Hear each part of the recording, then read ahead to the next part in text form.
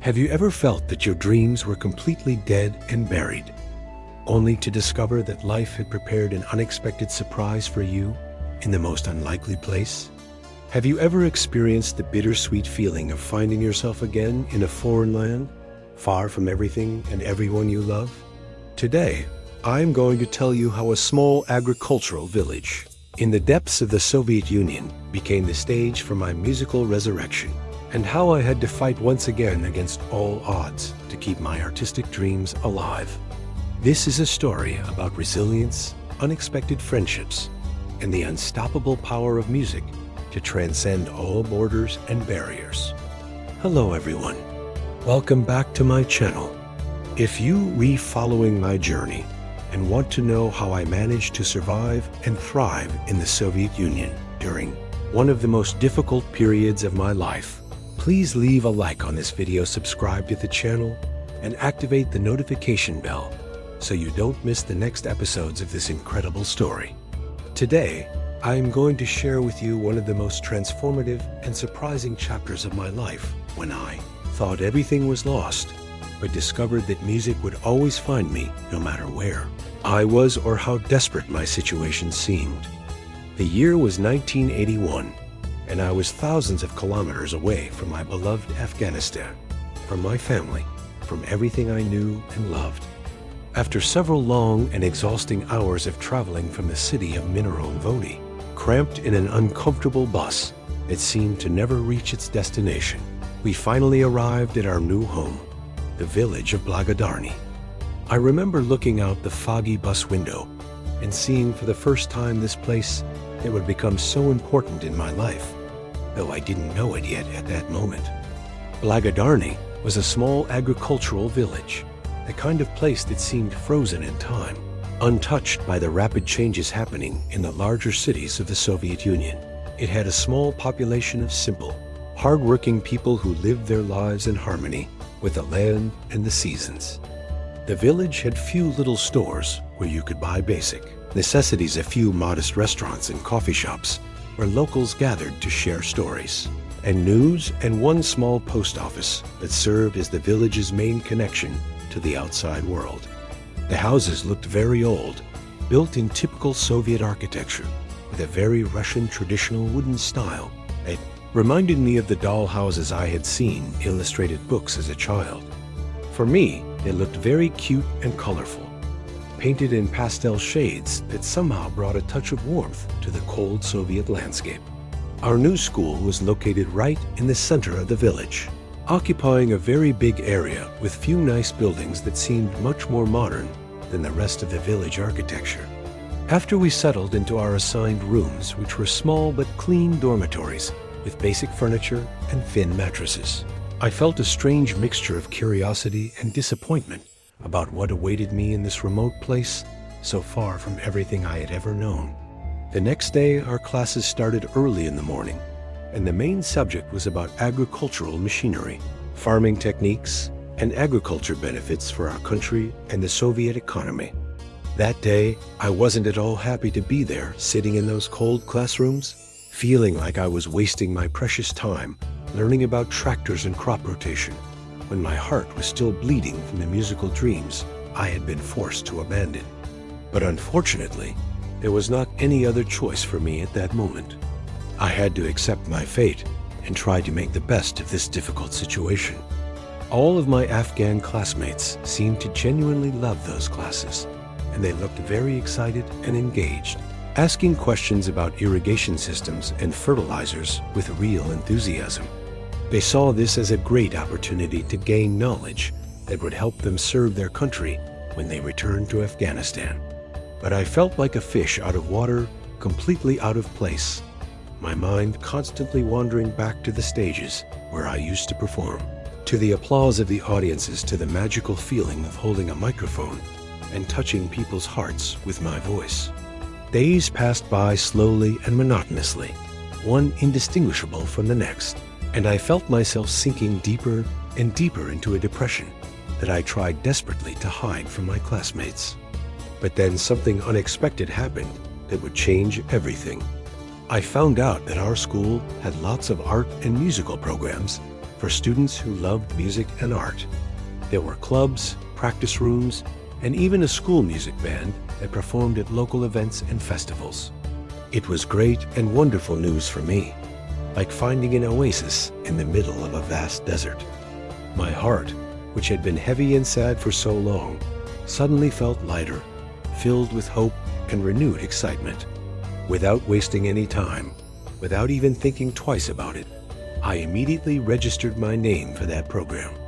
I remember running to the registration office, my hands trembling with excitement as I filled out the forms, afraid that somehow this opportunity might disappear if I didn't act quickly enough. It was very exciting and nerve-wracking to meet the members of the school music band for the first time. They were gathered in a large practice room filled with instruments and equipment, and I could hear them playing as I approached. They were very nice, talented, and professional musicians who took their craft seriously. When I entered the room, they stopped playing and looked at me with curious but friendly eyes. I introduced myself in my broken Russian, telling them about my musical experience back in Afghanistan, about my band, about the concerts we used to perform, about how much music meant to me, and how it was the very essence of my soul. They asked me if I knew any Russian or international music and songs, their expression skeptical but interested. I told them yes, I knew many great songs that I used to sing with my beloved music band in Afghanistan. I named a few songs that I knew very well, classics by the Bee Gees, ABBA, Boney M, and some Russian pop songs that I had learned from the radio. Their eyes lit up with surprise and growing enthusiasm. Without any hesitation, right then and there, we started playing one of the songs without any prior practice or preparation, and I began singing with them as if we had been performing together for years. My new school band members were very impressed and genuinely surprised by my vocal abilities and my musical knowledge. The band manager, a tall man named Vladimir Fedorovich, with kind eyes and a warm smile, told me with sincere emotion that they were very happy to have me as a member of their music band, and all of them warmly welcomed me with handshakes and pats on the back, making me feel like I had finally found where I belonged. That day, I felt like I was back to life, like someone had pulled me out of the dark water where I had been drowning and given me air to breathe again. Soon, I started practicing with them very hard, dedicating every free moment I had to restoring my musical talent that I felt I had lost during the past year of my agricultural studies. We would practice late into the night, long after other students had gone to sleep, perfecting our harmonies, learning new songs, experimenting with different arrangements. The practice room became my sanctuary, the only place where I felt truly myself, where I could forget about tractors and fertilizers and just be a musician again. In a surprisingly short time, thanks to my dedication and natural talent, I became the lead singer of my school band. My voice, which had been silent for so long, was finally being heard again, and it felt like coming home after a long and difficult journey. We started giving concerts in various neighboring cities and towns throughout the region, traveling in old buses through the Soviet countryside to perform for audiences who were hungry for entertainment and good music. We were participating in many musical festivals and cultural events, representing our school and our country with pride and passion. My school authorities were very happy and proud of our music band and our endless success. We represented our technical agricultural school very well, showing that students could excel not only in academic subjects, but also in arts and culture. We were becoming somewhat famous in the region, and people would come from far away just to hear us perform.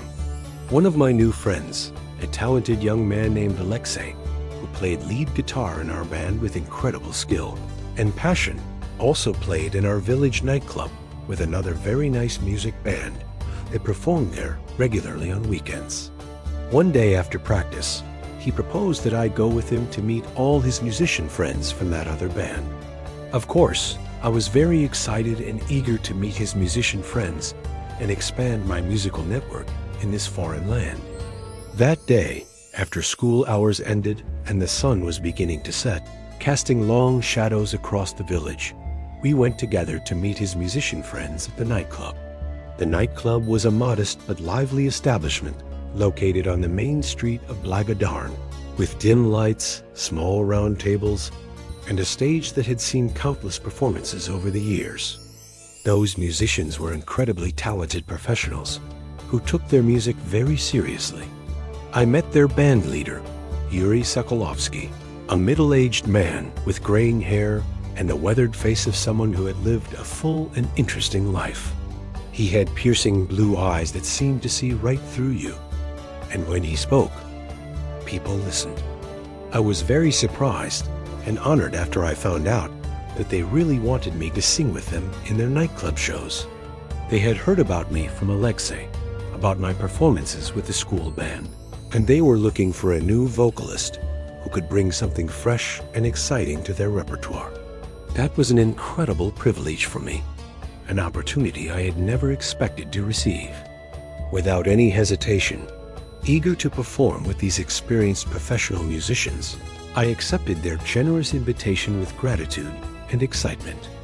After many days of intensive practicing and careful preparation, learning their songs, understanding their style, rehearsing until every note was perfect, finally that magic night arrived. I remember getting ready for the performance, my hands trembling with a mixture of nervousness and excitement, my heart pounding in my chest like a drum. Me and my new band performed excellently that night, better than I could have ever hoped. I sang very well, pouring all my emotion and passion into every song, connecting with the audience in a way that transcended language and cultural barriers. The audience was very happy, enthusiastic, and receptive, dancing all night long with joy and abandon, truly enjoying my music and the energy we brought to the stage. They clapped, they cheered, they sang along to the songs they knew. It was a magical night that reminded me why I'd fallen in love with music in the first place, why I had been willing to risk everything, even jumped from a window, to pursue this passion. In a very short time, I became very famous among those simple and nice people with their big, generous hearts. I remember very well that everywhere I went in the village, to the post office, to the small grocery store, to the coffee shop, those kind people recognized me and greeted me warmly. They would stop me on the street to tell me how much they enjoyed my performances, how my music had brought joy to their lives. Very soon I became one of their most beloved musicians, a local celebrity in this small corner of the Soviet Union. Every time when they celebrated some important event, a wedding, a harvest festival, a local holiday, the mayor of Blagadarn, a stout man with a hearty laugh who loved music and culture, personally invited me to perform for them and to be an integral part of their celebrations. I felt truly appreciated and valued in a way I had never experienced before, even in Afghanistan, where I had also been successful. I remember that at the school, I also trained many of my Afghan student colleagues to participate in some cultural programs and represent Afghanistan in various events. We created performances that showcased Afghan music, poetry, and traditions, helping our Soviet hosts understand and appreciate our beautiful culture. It was very successful and well received, creating bridges of understanding between our two very different cultures. During those years in the Soviet Union, despite all the musical success and the friendships I was building, I missed my family very much, especially my mother. The only serious problem was staying in meaningful contact with them. It was very hard, almost impossible, to call or directly contact my family from the Soviet Union. The technology of that time was very limited, and international calls were expensive, complicated to arrange, and often of very poor quality. I missed my mother terribly, missed her voice, her encouragement, her unconditional support that had always sustained me through difficult times. The only practical way to stay in contact with my family was by writing long, detailed letters and communicating through mail or expensive telegrams for urgent messages. Those days, the Russians didn't have good communication technology like we have today. Everything was very limited for all of us foreign students. I would spend hours writing letters by hand, telling my mother about my life, my performances, my struggles and triumphs, and then wait weeks or even months for her responses to arrive. The time passed by steadily, and soon we finished our studies at the Agricultural Technical School. It was about time for all of us to go back to Afghanistan, to return to our families and our homeland. After all this exciting and unexpected musical journey that I had experienced with my Russian musician friends, after building this new life and identity as a performer in the Soviet Union, I still felt very sad and disappointed that I couldn't go to a music conservatory to study music professionally and formally. That dream still burned inside me, unfulfilled.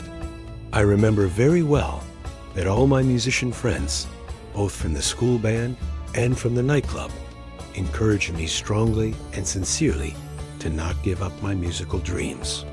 They told me to try to find a way to continue my education in the Soviet Union, and perhaps this time I could actually study music properly at a conservatory. They saw my talent and potential, and they didn't want to see it wasted.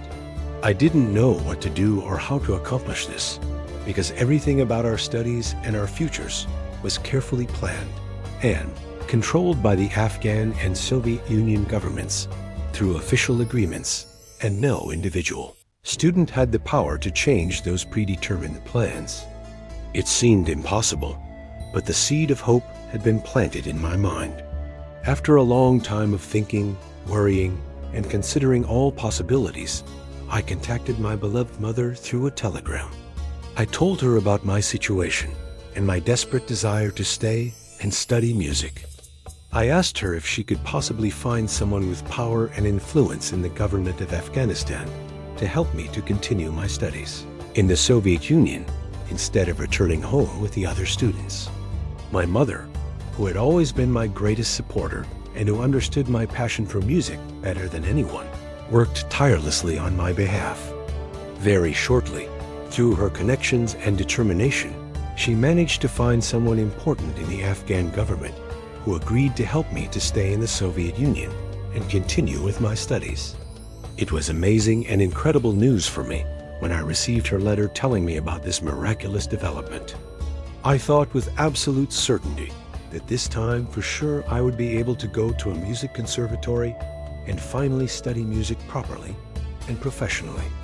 My heart was filled with joy and excitement as I imagined myself studying vocal technique, music theory, composition, and performance at a prestigious Soviet conservatory. That day arrived when all my other Afghan colleagues and classmates packed their belongings, said their goodbyes, and left the Soviet Union to return to Afghanistan and their families. I watched them go with mixed emotions. Part of me envied them for going home, but another part of me was excited about the opportunity that lay ahead.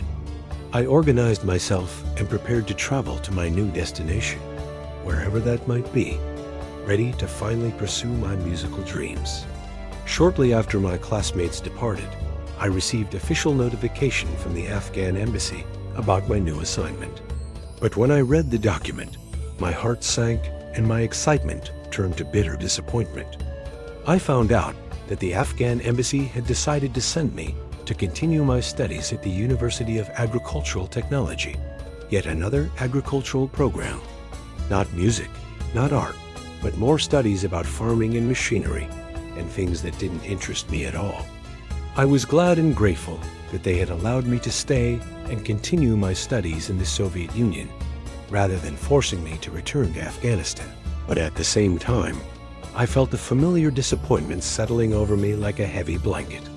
Once again, my musical dreams had been crushed by bureaucratic decisions made by people who didn't understand or care about my passion and talent.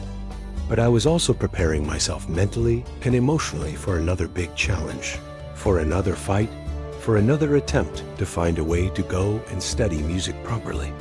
I had learned from my experiences that life rarely gives you what you want easily, that you have to fight for your dreams, that you have to be persistent and creative and willing to take risks. As I stood at the train station with my bags, ready to travel to yet another agricultural university, I made a silent promise to myself. Somehow, some way, I would find a path to music. I didn't know how yet, but I refused to give up. The question that burned in my mind as the train approached was, how would I turn this new setback into an opportunity? How would I convince the authorities to let me study music instead of agriculture? And that, my friends, is a story for the next episode. If you want to know how I managed to finally achieve my dream of studying music in the Soviet Union, if you want to discover the incredible twists and turns that my life took next, don't forget to subscribe to the channel, leave a like on this video, and activate the notification bell so you don't miss the next episode. Share in the comments what you would have done in my situation. Would you have accepted your fate and studied agriculture? Or would you have kept fighting for your musical dreams no matter what? Your comments and support mean everything to me. Thank you for watching, and see you in the next episode.